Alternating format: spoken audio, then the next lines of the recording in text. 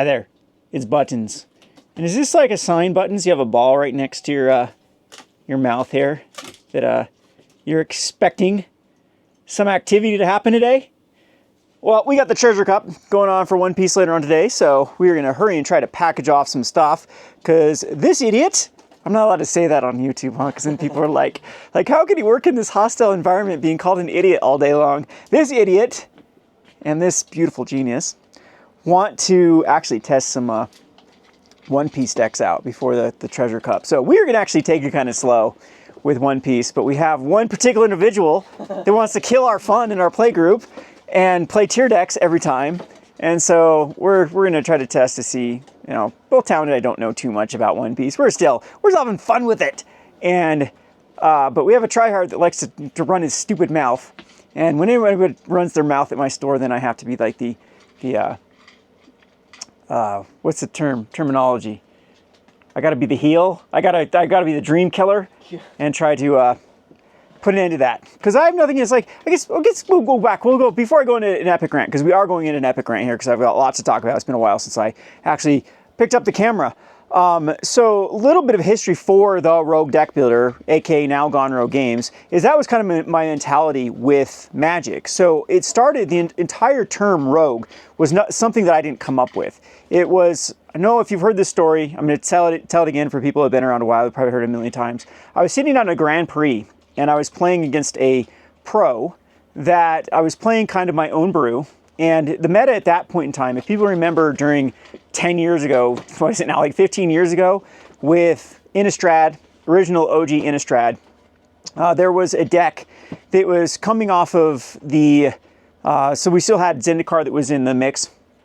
And no, Zendikar had rotated. I can't remember. Anyway, there was a deck called Valakut that tried to get Primeval Titans to get Valakuts out and then just like one-shot your opponent. Well, it rotated, but Primeval Titan was still in the mix, and people figured out that Kessig Wolfrun and Inkmoth Nexus were just as good. And that was like the meta deck. It was like 35% of the meta was playing that deck, and then there are like a bunch of other decks that were built to kind of compete that. And this is right before Delver took off, like before we had like the what they call like the Delver winter, where every deck was just Delver because it was figured out was the best deck. But anyway, I was sitting down playing against this pro, and I created this deck that was a little bit wonky, admittedly, and it was trying to put out reveal a Chancellor of the Tangle, so that first turn you could actually put out 2 Mana Dorks. And then if you get out a Sword of War and Peace, and hook it up to either a Mana Dork, or if you got a card called Hero of the Bladehold that was a 4 toughness, which was critical, then you would dodge Slag Storms, and you'd be able to push through damage before your opponents could get out their Primeval Titans. So anyway, I had practiced and come up with this stuff, and was having fun at my local scene. I was sitting down against a pro, and lo and behold, game 1, I look at my hand, Chancellor of the Tango, 2 Mana Dorks, drop the Hero of Bladehold, win. And my opponent even showed they had the Slag Storm. And they were like, kind of huffing, like, oh, got really lucky. Well, game 2 is coming up type thing. And game 2, look at my hand, Chancellor of the Tangle, Sword of War and Peace, Mana Dork, same thing, beat him. And he got so mad. He got so ticked off that it's like, well, you just ruined my chance of winning this tournament. You're never going to win this tournament. Thanks for wasting my and your money. And he slammed in his chair and he said, have fun with your Rogue deck. And that was kind of how the terminology of Rogue, and now it's turned an entire brand out of it. So thank you, whoever that pro was back in the day, or self-proclaimed pro, because I didn't know about anyone. I still don't even know about many of the quote-unquote pros in the Magic scene. So I think I've always been a contrarian when it is concerned about, playing off-tier decks, playing more for the creativity. I can't stand playing meta decks. And so right now in One Piece is actually in a pretty bad shape. And I think across the board, most people that have been around in One Piece can agree with it, that OP12 and OP13 have been such a letdown because the power creep is just through the roof. So what I don't like about when people set design is when we're forced to play particular decks or particular cards, and OP12 had leaders with all the support they needed right in the set that was pushed, overpowered stuff that just led to the dominance of these leaders, like Zoro and Rayleigh. And then now OP13 is even worse with Ace and Emu. Like most of the cards from Ace were either in the starter deck or in OP13. And now with Emu, same thing, the entire deck is in OP13. So you can just open up a few boxes, have the deck to go. And it is such a pushed and powerful deck. and is insanely hard to deal with. So of course, Treasure Cup is coming up. It's our first one here at the store. We've got this really good play group going. We're having a lot of fun, but we have the one guy that refuses to do anything but play meta decks, and he's already saying he's going to play Emu, and so maybe we'll test it. So there's my long story short, and we'll kind of bring this in as the video goes on too, because I do want to talk about One Piece, because this is a terrible sign for One Piece, because I think they're doing everything wrong now. I liked the change around right before, like PRB looked really good for the kind of direction that One Piece was going, because they were like trying to bring utility back into the game. And I think to be a successful card game, you need to have both utility and collectability. And unfortunately, it seems like One Piece is going the road of collectability, and then also still wanting to have this robust utility scene of like, but just like basically giving everyone like the high-powered cards. Like you have to, in my ideal world with what like a card game is, you should be teasing. I'm still liking the 3-block sets from Magic when they would tease the mechanics and then give us the stuff that actually put it all together in that third set. So you'd have to like kind of flirt around with the mechanics from set 1 and set 2, and set 3 it made sense, and like, oh, this is where these mechanics are now going to shine. And that whole build up in anticipation was like the whole chase was the fun thing of trying to figure out these mechanics and discovering them, not just having these things be kind of autopiloted in, and that's the worst thing about One Piece right now, is it does feel that way. So anyway, yeah, that is where we're at right now, so we're gonna hurry and try to ship stuff off. The market is still pretty good. There's still a lot of sales across from Pokemon, Magic, One Piece, I want to say Lorcana. It's actually, to be fair, sales are going up for Lorcana. Gundam, Riftbound still doing incredibly hot. But we are now, I think, I don't think anyone can argue now that we are either at the peak, and the doom and gloom scenario of overprinting is going to come and bite us in the ass. Because we all knew this market could not sustain itself. There was a lot of money that had no business going into collectibles or trading card games. And it's crazy how quick this cycle went from that no one learned their lesson during COVID to now we're repeating the exact same crap that happened during all the free money era, going into everyone had money to buy trading card games and was bored at home, and that set a signal to the market that all these investors also started putting all their money into, especially when you could get out, $50,000 free government loans to put into a fake business to buy TCGs. And it was a ridiculous point that led to overprinting, that led to oversaturation, that led to an entire collapse in the market. And I've said this time and time again about this era of the COVID era.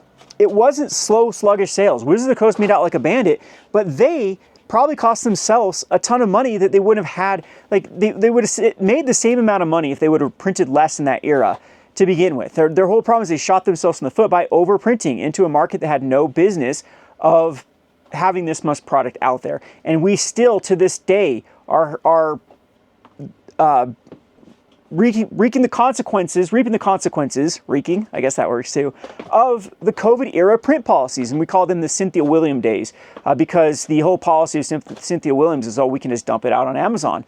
We can just say, who cares? Our cost is so low. Our cost is actually in designing the game and acquiring the IPs and the brands and all that type of stuff, that when it actually comes to printing the product, our cost is insanely low. So who cares if we overprint that? As long as we don't have to warehouse it, we're fine. We can just get it off the books, and Amazon could be the avenue to do that, or big box stores can be the avenue to do that.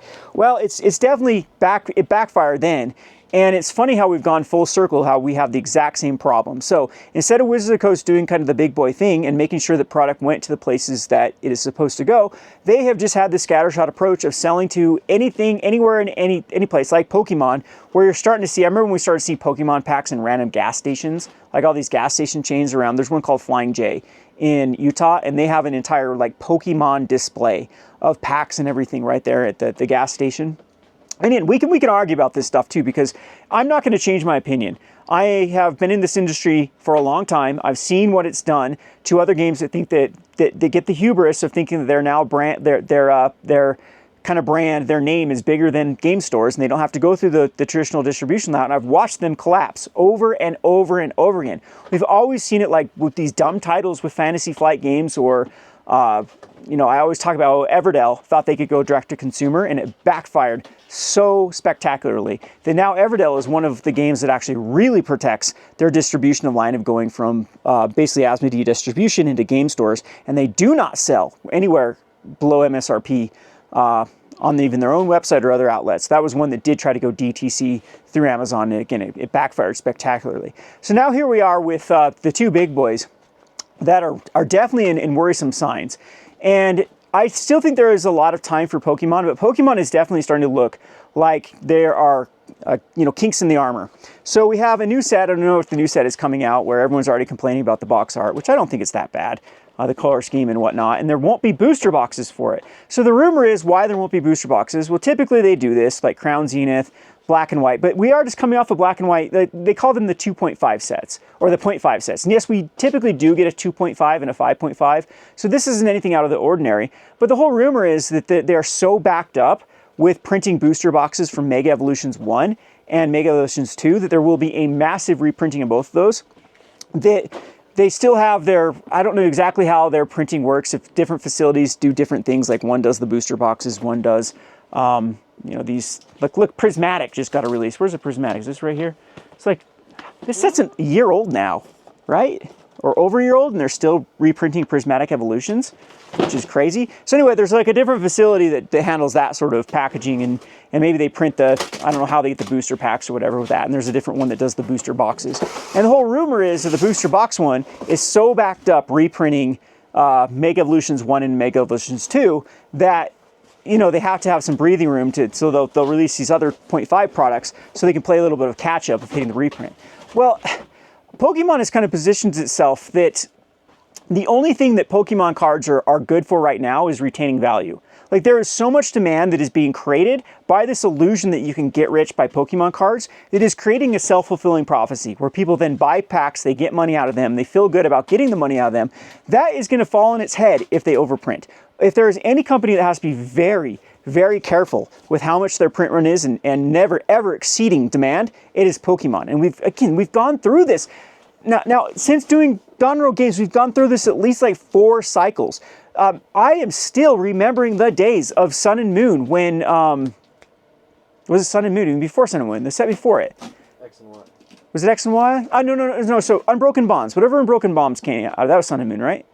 I'm talking my Pokemon expert. Sun and Moon with Unbroken Bonds, where they overprinted Unbroken Bonds, and they went through this issue with distributors not wanting to carry it, not wanting to hold it, and they blew it out. And I remember taking some Unbroken Bonds and sitting on it for years, and where it was just like, it was way below. And we're talking like $65 a box, $50 a box.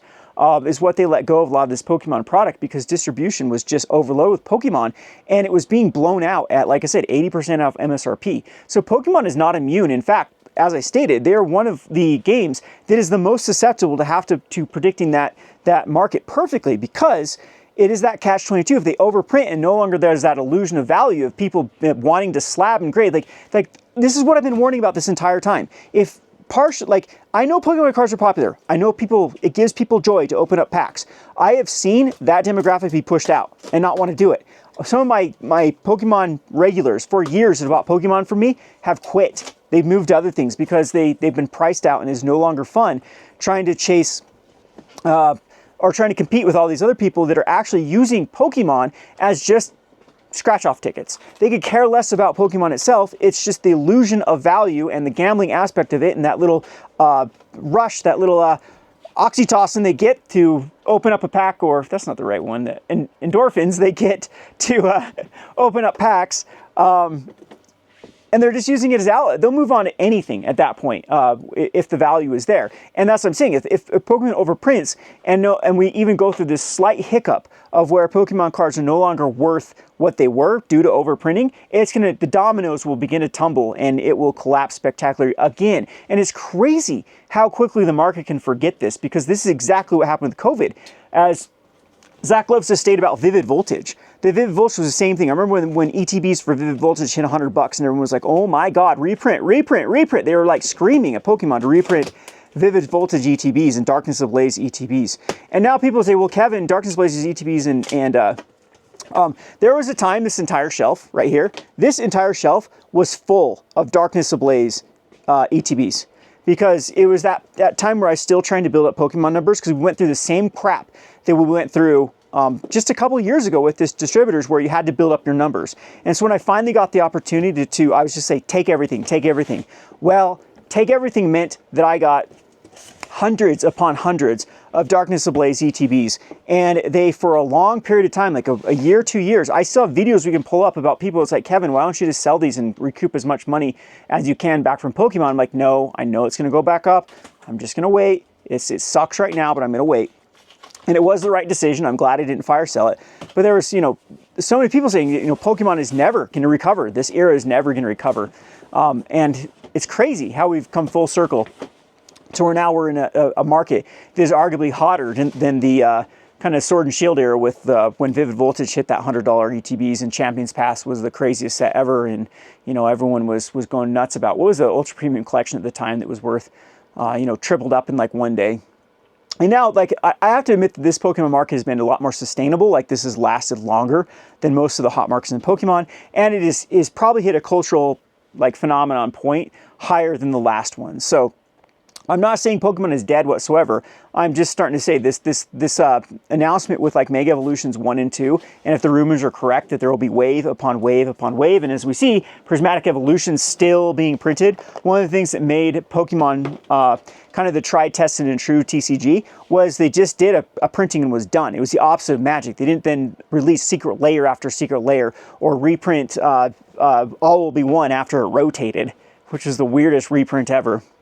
They did that with Kamigawa as well. And then same thing with like the Spider-Man Play Boosters, like a reprint that no one asked for because we had no clue there was this much glut of Spider-Man Play Boosters already. That was the issue. Now, I guess we can then now segue over to Magic. The issue we're having right now is without any sort of transparency from Wizards of the Coast of how much supply is out there, then like no one can make educated decisions on how much they should buy. So what happened with Spider-Man Play Boosters, it seems like that first initial wave was probably just given to big box stores or these other places that thought that over time they could get Final Fantasy pricing off of Spider-Man. They had sold this bill of lies, and I know that Chris Cox, he's talking about a set that's going to outsell Final Fantasy, and I'm thinking they're thinking Hobbit. BS. The Hobbit is not going to outsell Final Fantasy. And you know, they're printing based upon this whole this growth is just like the Final Fantasy boom is actually not just a once in a lifetime thing, that it's going to sustain itself, and it's going to Magic to the moon. Magic's going to be a kitchen table. They proved it, the proof of concept through Final Fantasy. Now they can take any stupid IP and it's going to be liquid gold. And Spider-Man just basically toppled that idea.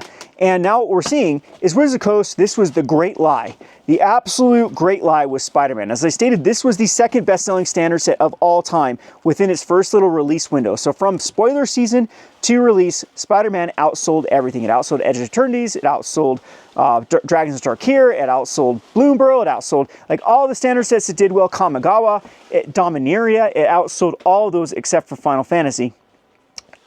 But the one kind of caveat here is there was this lack of Spider-Man Play Boosters, and everyone thought, oh, it's because second best set of all time, it's being sold, it's like they're out, they need a reprint. And lo and behold, there was so much supply that had existed in that big box store, in the Amazon big box kind of non-game store ecosystem, that the reprint into the LGS now, where they hurry and reprint the Spider-Man Play Boosters, is just, it's not the straw that broke the camel's back, it's the cannonball that broke the camel's back, because the supply was never consumed from Spider-Man. And so now we have this new glut of product from Spider-Man Play Boosters on top of the glut that existed from inventory that no one even knew existed, because it didn't go down that regular chain of distribution through local game store, through getting it to the consumer. Then now we are looking at sites like, what was the site that people keep sending a link for, the Best Buy knockoff, the Micro Center. Micro Center is selling Play Boosters for Black Friday deal. And we've seen Black Friday deals be crazy before in the past for $75 a booster box. Now, mind you, after fees, like with my when I quote prices to patrons, it's not distributor costs. It's going to be like 5% above distributor costs, because there's a lot of fees involved. One of the things we do with my patrons too is we take on the risk too. So if there's like a lost package or something like that, I eat the cost. So I do just a kind of a flat 5%. That covers problems that can happen with shipping. That covers distribution fees, that covers the PayPal fee, that covers all the fees involved of what, all the packaging fees, all the the handling, everything that you would consider handling. So like cost for me after that 5% for play boosters, it was around like 130 to 135. Like, so I think that right now, the cheapest distributor is selling Spider-Man play boosters for 122 before fees. And again, different stores have different like rates with how much fees cost with distribution. I know if you buy by the pallet, you can get things waived. If you do ACH transfers, you can get things waived, like the fees waived. But for most local game stores, especially the smaller ones, you're gonna pay about a 1.5% processing fee through distribution. And if you sell through PayPal, that's another 3%. No matter what. If you even sell through like if you're doing like a Square system, that's gonna be another 2 to 3%. And so those things are actually costs that I incorporate into, like if I were to get things at cost, that is at cost. So yeah, so basically 130 is out the door cost for most local game stores, 130 to 135. And mind you, this was still a time period that distributors were gouging. So they'd give you their initial allocation and be like, hey, you can get this many at this cost, but if you want additional, it's gonna cost you like, $5 more per box. And everyone has to kind of play that game during hot markets. We're continuing getting fleeced both with Gundam, Riftbound, Pokemon that is still quite hot. Paying distributor costs from distributors is a thing of the past, as all of them are testing the waters as well and selling it at more of what they think that stores can actually, kind of what they can get away with selling to stores. So anyway, yeah, where was I going with this thought? With Spider-Man though, $75. I mean, that is a massive loss that no one else can keep up with. I get Black Friday, but like. This is what's going to happen. So it's going to cause a ripple effect through the entire market that now people are going to basically price memory and anchor the cost of Spider-Man play boosters to $75. And you're going to see a massive drop in TCG Player. You're going to see a massive drop on all these other ones. And it's just going to then compete with Avatar. Like, so then Avatar is probably going to try to anchor it upon, oh wow, Spider-Man play boosters didn't do well. And this is like a complete Wizard of the Coast problem. A self-inflicted wound by just absolutely being as, greedy. Like, greed is good when it's let me take you back to like one of my favorite philosophers was Pareto. I hope I'm saying his name right, but he did a thing called the equilibrium, where every market should strive to find this equilibrium. Pareto's equilibrium is where the consumer and basically the buyer and seller can no longer, you're going to negotiate, you're going to go to war. You're both going to, what's the best case scenario for the seller? They can sell for $1 billion. That's the best case scenario. What's the best case scenario for the buyer? They get it for free. So from then on, before a transaction happens, there's always going to be a natural battle that occurs between the buyer and the seller, to where each of one will try to go back and forth to get the best deal possible for them. And what's called the equilibrium is where no one can budge, where it becomes the absolute best price point for both the buyer and seller. And Pareto argued that every market should be striving towards finding that equilibrium. In fact, most successful markets, most successful brands, most successful relationships between even countries were the times when they could find that happy medium, where the buyer and the seller all both felt like they're getting a good deal. And Wizards of the Coast, I think, were absolutely being, throw that out the book. They are being the greed monsters upon greed monsters with products like collector's boosters, which I still think are incredibly predatory. And now just like pushing the envelope of how far they could get away with play boosters by, obfuscating the supply, like really hiding how much they had out there, and throwing these missed signals to their strategic partners like distributors and local game stores with their like FOMO farming. And now we're in this situation because we see the Emperor has no clothes. That even though Spider-Man had these insane sales and a lot of these other ones around this time period, that is not going to compensate whatsoever with the amount of supply out there. And to make matters worse, the secret layer farming, where they continue to increase the amount of secret layers, destroying the reprint equity. Yeah, like again, Spider-Man play boosters would not be that bad alone just from that reprint slot they have. So people can complain all they want about the actual new cards in Spider-Man, but there are some pretty boss cards in that reprint slot. But if you continue to do the reprint slot and release secret layer after secret layer after secret layer and completely destroy the value of the reprint equity, you have nothing left and the Emperor has no clothes. So I think we're finally in this late stage of where it's like all the dominoes are starting to fall, and we're to a market that has no choice but to crash, in my opinion.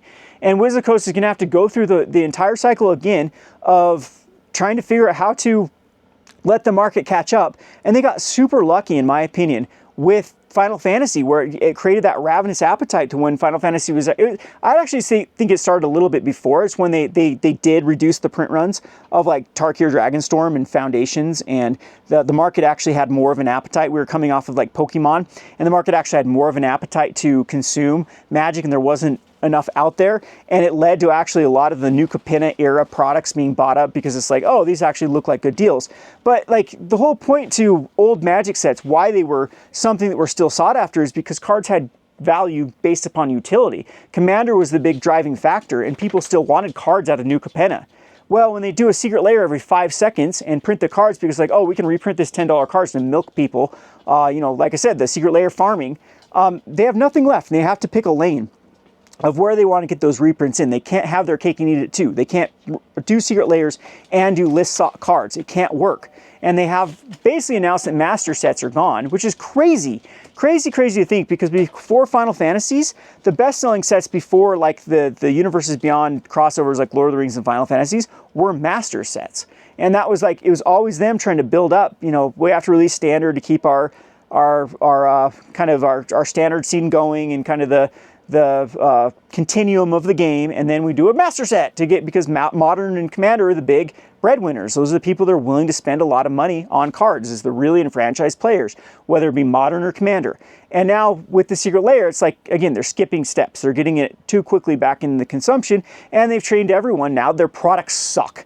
And there is, unfortunately, we're in this market where investability and people using these as collectible items is a thing. And when Wizard of the Coast completely stomps that out, there's just no room now for these things to go up in value long term when they continue to do this. So anyway, that brings us back to One Piece, and I know I've ranted for a long time, and I probably need to take a breath, and I think Talmadge is getting kind of, when are we going to test, huh? When are we going to test Talmadge?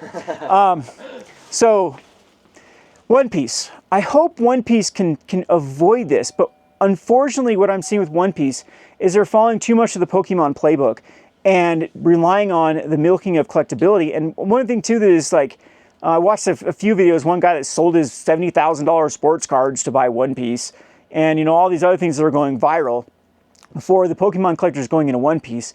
I am nervous about One Piece because I think the Bandai is going to lean into it. And the thing that sucks is I think that Bandai has a good thing. Like, Magic has always been the envy of every other card game because they've had such a demand for utility. You know how easy it is to sell a game and people want to play your game pieces? That is a lot easier to manage than trying to gauge what's going to be collectible and what's not going to be collectible just based upon appearance, or put your finger in the air and whatever like craze that nonsensical humans are into these days. Yeah, that's risky. You got to kind of get lucky, and most of those things fail over time. Like 95% of collectibles go to zero eventually because only a few things can sustain long term. And so with One Piece, I was getting super excited that we were going on to a utility-based game. We were seeing cards like Jozu go from a 40-cent rare, I think it's, yeah, just a rare, up to like $4. And we saw some SRs go from $1 to $4. Or I think there was one that we were looking at for Luffy that went from $1 to $12. And like, this is actually, yeah, kind of sucks for accessibility of the game, but it's a good sign, meaning that the vast majority of purchasing in One Piece is going on that utility stream rather than collectible stream. But now it's back in the, headlines of, this $2,000 Luffy being pulled, or this stuff. And I look at the card, I'm like, this card's trash. It has no chance of seeing play. But no one seems to care because it's a Luffy, and it can go in a nice little slab, and people can show it off to their friends. And I hope the Bandai just doesn't like go crazy on that, and and that will be their business model. Because unfortunately, that's like OP13. It's the same thing. It's like the cards that are worth money are just the Ultra Chase ones, and anything out of Emu or out of Ace is actually not worth anything. We've seen like even stable cards like Marco and Kuma go way down from their heights, which is a bad sign. So again, there's things with One Piece, and I'll be the first one to call it out when I see it, because at this point I would say I'm a pretty big One Piece fan. We are going to go to Vegas for the Bandai convention and play in it. I've had deck box I've made for all my decks. Zach's making me one right here. This is the prototype of it. for because we do know that Boa Hancock's coming out in the next set. So next set, something like that. And so he's already printed me a deck box because my favorite color combination is blue, yellow. So of course I'm going to play Boa. But we got the other one finished here. So you're going to paint that up and yeah. Yep, show it off. You don't like I can't show this. So anyway, I would say we are pretty big fans of One Piece, and like I want the game to be successful, but I don't want Bandai to fall in this trap, because I still am, now 30 minutes into this ranty video, nervous is not the right word. Pokemon and Magic are 90% of my business, and I think both of them have just done a bang up job of banging up their brands, and I don't know how, like. I'm hoping Pokemon can like, I could sell 100 times more Pokemon right now than we have. So I'll be the first to admit the market is still hot. But how much is that based upon this kind of fake market of money just following money, not like actual fans wanting Pokemon? And I hope I'm wrong with it. And you know what? This is another thing I was talking with Talmadge too, is you know what made Pokemon actually really good long-term too, is the product was actually consumed. Why I mean consumed is it was mainly by kids picking up Pokemon and scratching them. And so to actually get like a pristine Pokemon was hard back in the day, because there weren't a lot of them out there, because a lot of the packs were opened by kids and not really cared about. And especially in this last year of Pokemon, it has turned into triple sleeving, putting a condom around your card, throwing it in a glass case with lasers protecting it. Like these things, there are so many pristine version 10s of Pokemon out there, and it's not having that consumption that it used to have. It's not having the border, or the Shadowless Charizard that has cat teeth in it, and because everything is being, again, put in gun safes and stuff. And so to think long term down the road, are they going to be able to maintain that? And there's no way. There's no way they're going to be able to maintain the demand of those type of cards from this era and continue to, instead of power creep, collectible creep, which is what we're trying to see Wizard Coast doing with like the Megas and pushing the envelope of what they can do. So yeah, a lot of things are just super, super scary with this industry. We have a massive AI bubble happening right now. We have a massive, debt crisis. We have, so many things going on with the market, and it is just looking worrisome. When games forget that they're games, I think this is, they basically picked the wrong master to serve, because this gamble on collectability and on all of this becoming a new asset class, I think is just, it's not a gamble I'm willing to take. That's for certain. Anyway, we've ranted long enough this, and I guess I should work instead of making this. I wanted to say slave, but I don't think that will be received well. So whatever Talmadge is, I'll have to help him get to work as well. Thanks for watching.